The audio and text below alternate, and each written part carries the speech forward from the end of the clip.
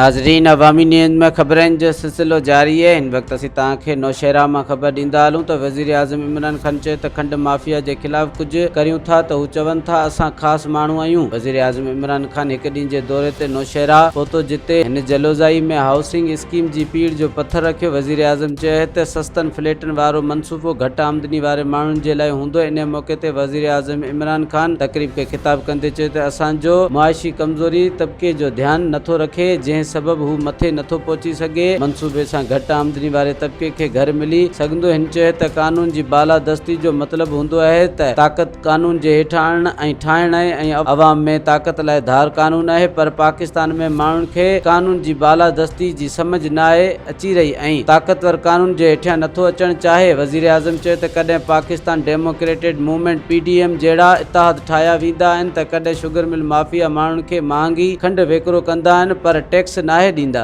मज़ीद खबरों और तफसीलात के लिए विजिट करें हमारी वेबसाइट www.awamiNewsHD.com।